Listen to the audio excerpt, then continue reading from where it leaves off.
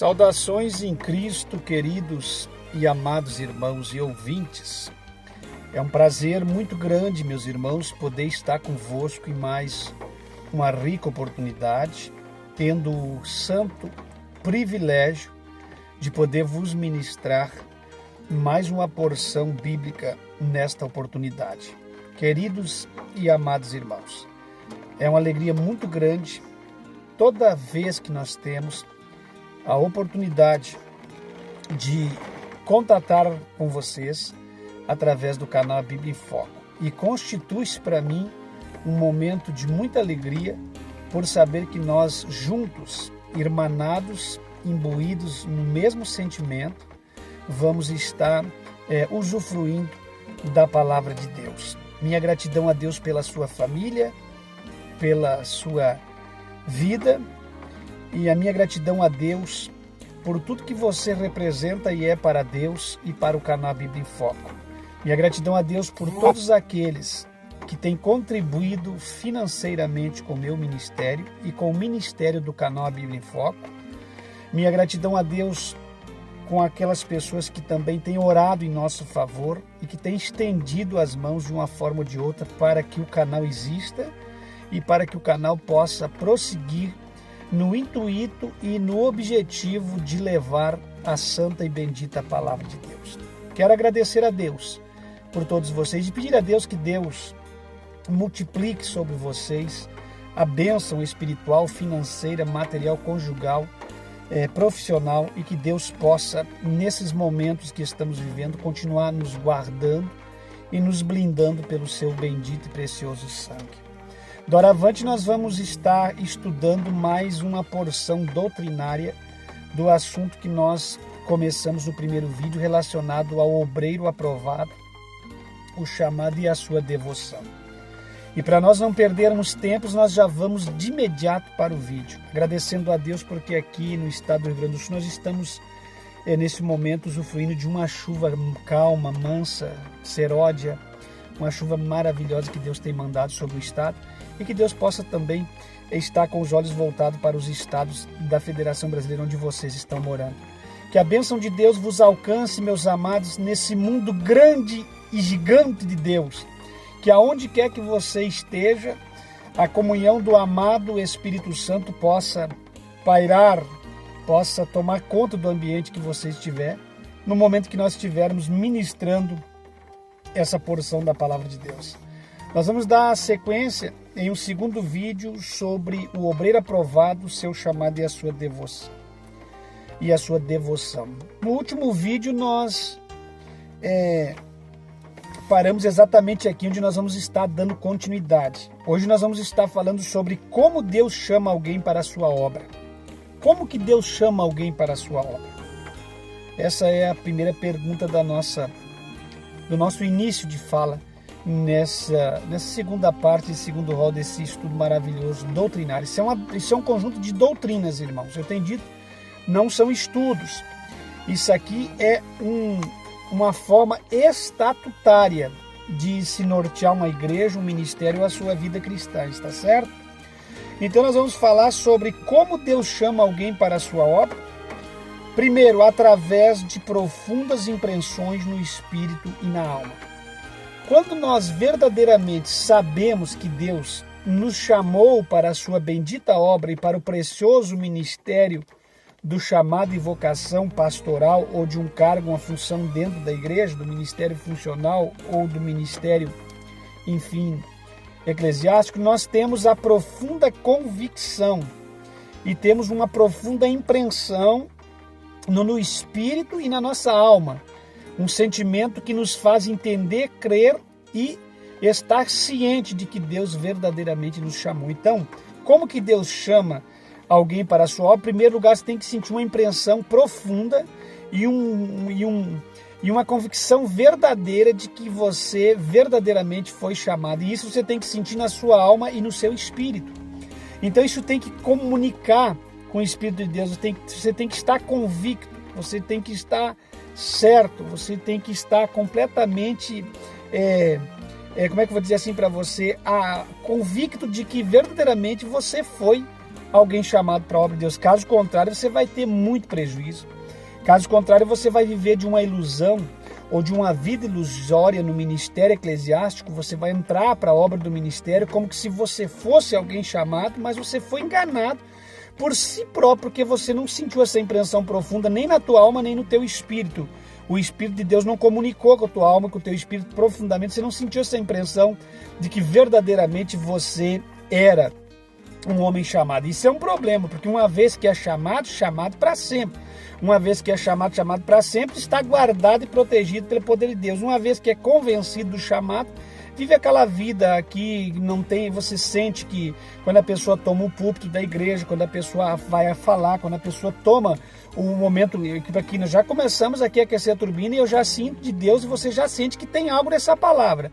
E é sobre isso que eu estou dizendo. Quando um homem chamado, que é convicto, que foi chamado por Deus, que tem essa impressão profunda na sua alma, no seu espírito, que o Espírito de Deus comunica com o Espírito dele, que ele é chamado, já você vai sentir nas palavras daquele homem que você está recebendo algo que está sendo transmitido por ele, mas que é algo que está vindo diretamente de Deus. Então, quando você está ouvindo alguém que verdadeiramente não tem essa impressão na alma nem no espírito, que não tem esse sentimento, essa impressão profunda na alma e no espírito, você não vai sentir a unção, não vai sentir a graça, não vai sentir, verdadeiramente você não vai sentir nada, porque não há nada a ser comunicado. Vocês estão entendendo? Então alguém pergunta, mas quando o pastor falou, quando o fulano falou, senti algo na minha alma.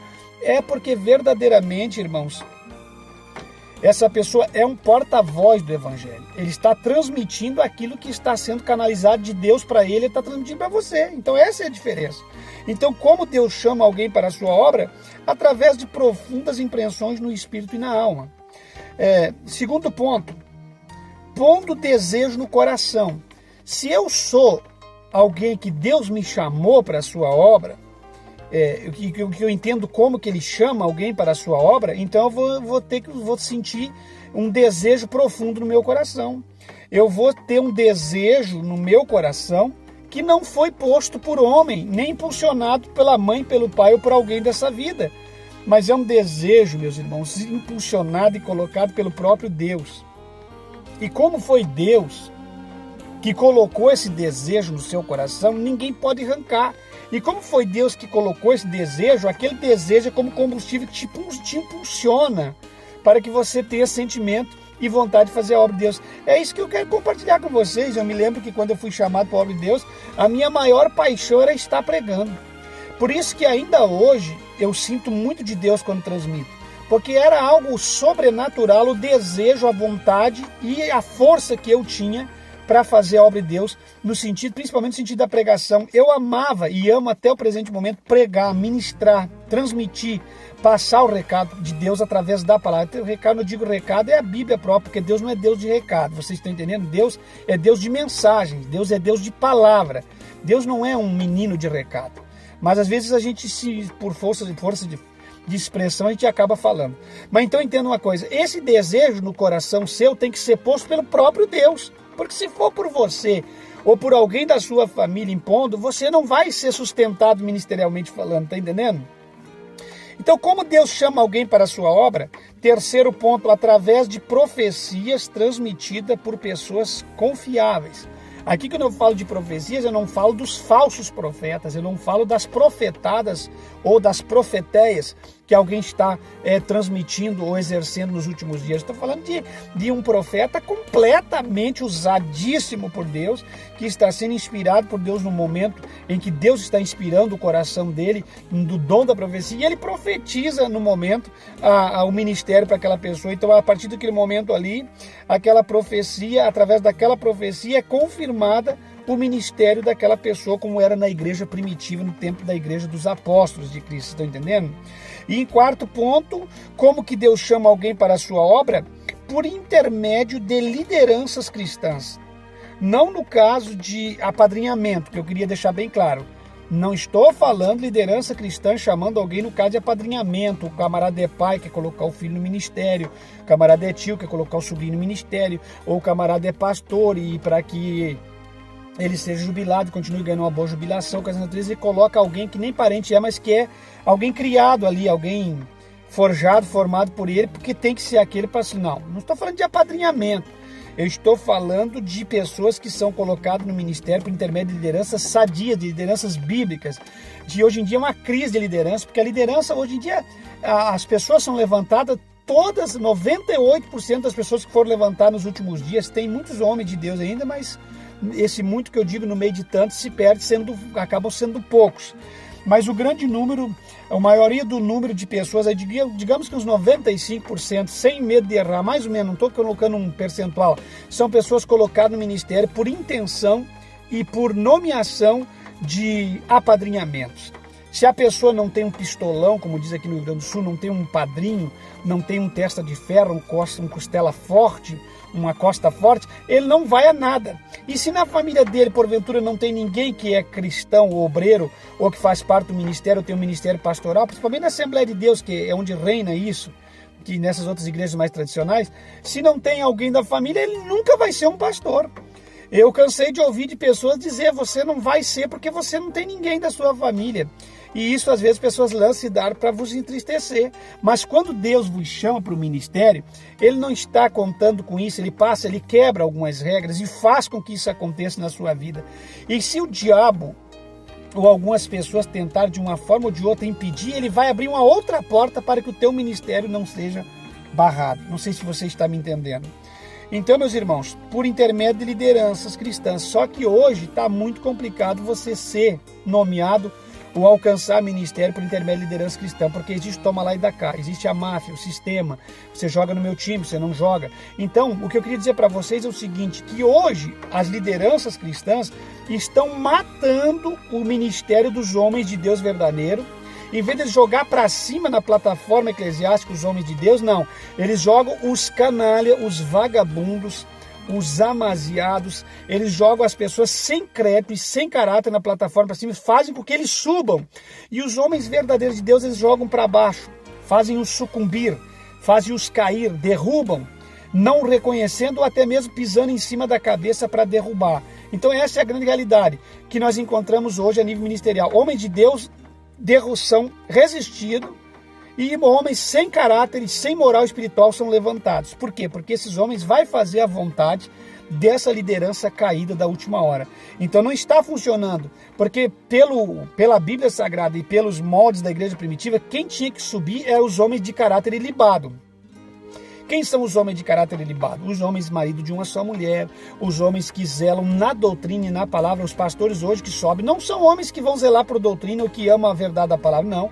São verdadeiramente aqueles que vão fazer da igreja um verdadeiro bordel, a casa da mãe Joana ou o bordel da esquina. Eles não querem homens que coloquem ordem na igreja, que coloquem zelo na igreja. E verdadeiramente homens que amam a sã doutrina, porque a sã doutrina traz ordem e respeito, esses não sobem, meus irmãos. Por incrível que pareça, esses eles estão fazendo descer.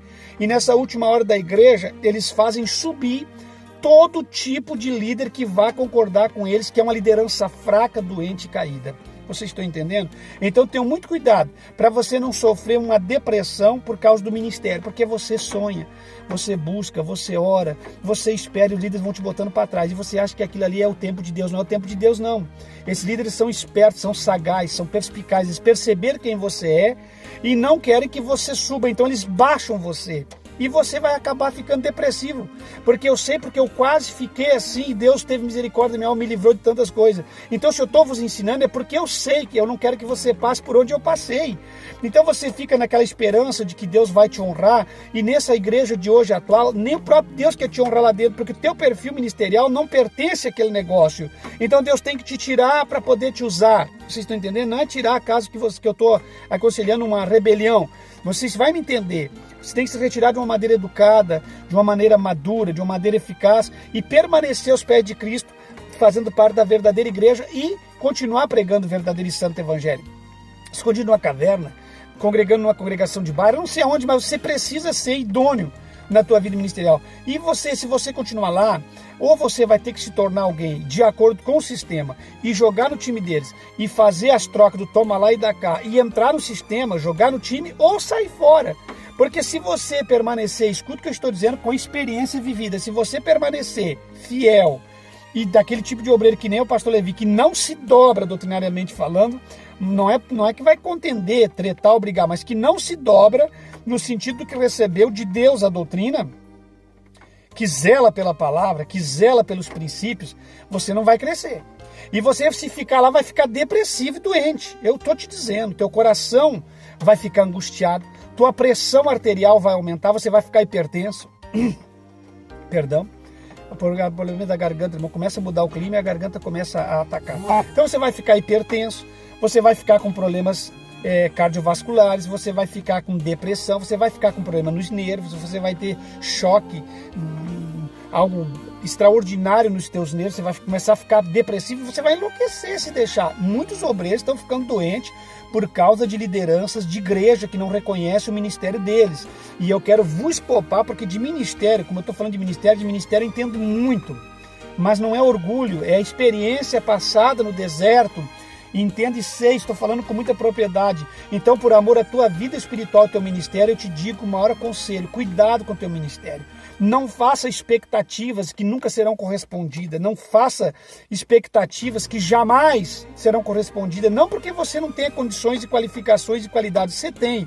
Mas que esse ministério atual jamais vai reconhecer. Porque não reconhece em homens de Deus. Não reconhece em homens de caráter. Para todo o Brasil e o mundo que me ouça.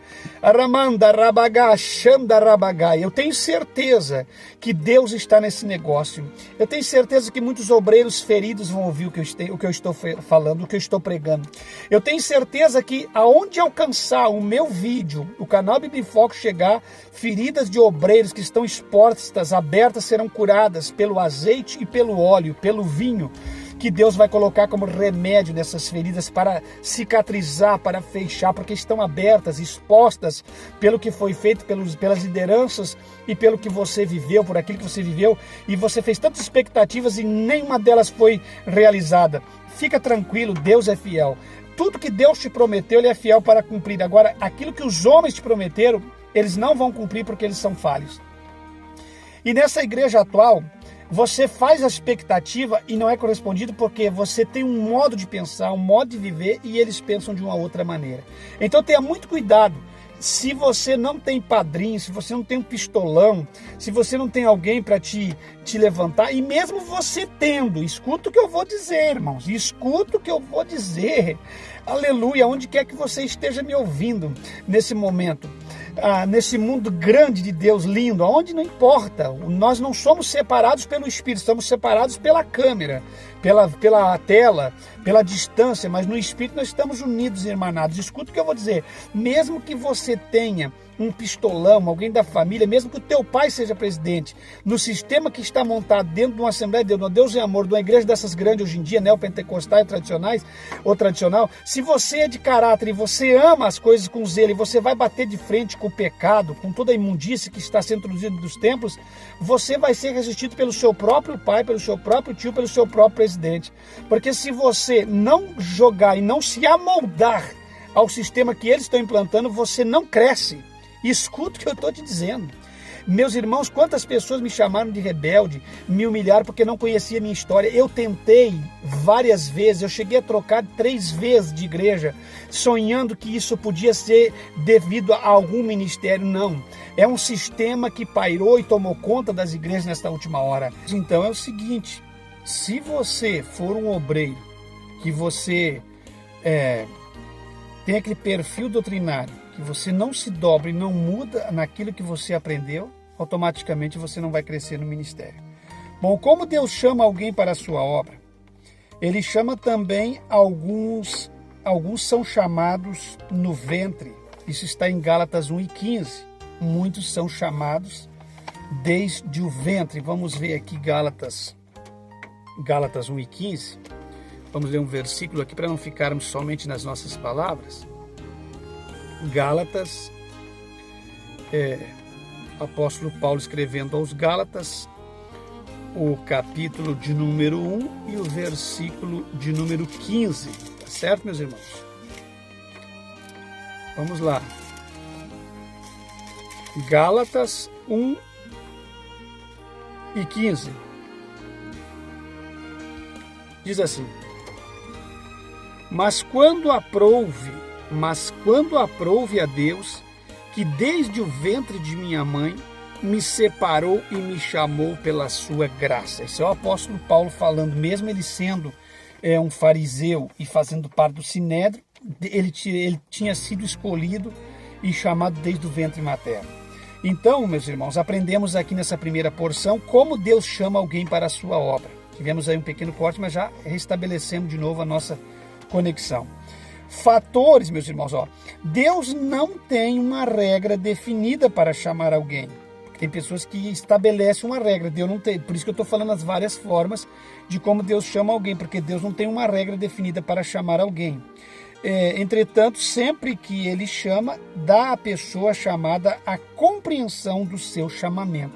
Ele não vai chamar uma pessoa e fazer com que aquela pessoa não tenha compreensão e entendimento do seu próprio chamamento. Quando ele chama alguém, ele dá a entender que a pessoa entenda e compreenda pelo que o próprio Deus fez, de que o próprio Deus está verdadeiramente chamando e que ele entenda, realmente entenda o chamamento, que ele verdadeiramente foi uma pessoa chamada, porque Deus dá à pessoa entender o porquê que ele está sendo chamado, se ele é um chamado e o que ele vai fazer através do seu chamado. Vamos a mais um ponto. Fatores perceptíveis na vida de alguém que tem chamado de Deus. Quais os fatores perceptíveis que nós vamos perceber na vida de alguém que tem o chamado de Deus? Quais são os fatores que nós vamos perceber com mais frequência? Vamos lá. Primeiro lugar, convicção interior. O verdadeiro homem chamado, eu já falei em outros vídeos anteriores sobre o verdadeiro pastor, o pastor chamado, o verdadeiro pastor, sobre chamado e vocação, sobre chamado e o convencido, que verdadeiramente não foi chamado. E eu vou gravar um vídeo a semana que vem sobre pastor, o verdadeiro pastor. Fica tranquilo, mas hoje nós estamos aqui no estudo doutrinário. Então, qual é um dos fatores perceptíveis de que alguém tem o chamado de Deus? Primeiro, ele tem que ter uma convicção interior. Um obreiro chamado, um pastor que verdadeiramente é chamado, um obreiro que é chamado para a obra do ministério, ele pode ser um cooperador, um diácono, um presbítero, um evangelista, um pastor. Ele é diferente. Quando ele toma posse do altar ou algo assim para ele comunicar, você já percebe que ele tem convicção interior do seu chamado. E quando ele fala, é normal que se ele é um missionário transcultural, se ele é um missionário local, se ele é um pregador, se ele é um pastor local, um pastor presidente, quando ele toma posse da palavra, você sente nele a convicção interior dele do chamado quando ele transmite. Então não tem como se equivocar com o verdadeiro homem chamado, porque o verdadeiro homem chamado não é frio, calculista, estarto, parado, é uma pessoa, uma marionete que é dominada, mandada, mudar de lugar. Não, o verdadeiro pastor que tem chamado, você sente que ele tem convicção interior do seu chamado. Fator perceptível também, o que mais percebemos na vida de um homem chamado? É a capacidade divina. Ele tem uma capacitação divina, ele tem capacidade divina. Deus o capacitou. Ele tem os atributos de uma capacitação divina. Você percebe que ele tem algo de Deus na sua vida. Quando ele fala, quando ele prega, quando ele ora, os sinais lhes acompanham. Quando ele fala através da mensagem para Deus, pessoas vão sendo libertas, pessoas vão sendo, vão sendo clareadas, pessoas vão recebendo vitória, casamentos vão mudando, vidas são transformadas. Muitas coisas acontecem quando aquele homem que tem capacitação divina começa a ministrar e falar. Algo sobrenatural dentro da palavra de Deus começa a acontecer. O que é o sobrenatural? O sobrenatural não é alguém desmaiando, um êxtase espiritual, não, um arrebatamento. Não, o sobrenatural é ver que Deus verdadeiramente está mudando vidas, está regenerando, está restaurando, está mudando. Isto que é o fruto do verdadeiro evangelho de Cristo. Vocês estão entendendo? Então, outro fator que é muito preponderante na vida de um homem chamado, que você percebe que ele verdadeiramente foi chamado por Deus, é as circunstâncias favoráveis ou contrárias, mas que logo vão se adequando. Ele pode estar numa situação contrária ou favorável, mas ele vai se adequando. Aquelas circunstâncias, aquelas situações vão se adequando e vão mostrando que verdadeiramente aquele homem é um homem chamado por Deus. E independentemente dele estar adequado 100% ou não, das circunstâncias ser favoráveis ou não, ele continua mostrando e demonstrando que verdadeiramente ele tem o chamado de Deus na sua vida. E as pessoas percebem isso na vida dele. E mais um fator perceptível de que alguém verdadeiramente é chamado por Deus é a provisão para a realização da obra. Ele se provê, ele tem sempre provisão, sempre tem alguém que vê um marco do ministério dele, que percebe nele que ele é um homem de Deus e ajuda provendo os meios para que ele possa fazer os fins, os ajuda financeiramente, os ajuda em oração. Ele sempre tem a provisão alcançada por Deus para que o ministério dele possa estar sendo avante, para que ele não venha estar parado, estagnado. Que Deus possa continuar abençoando todos aqueles que são que fazem provisões.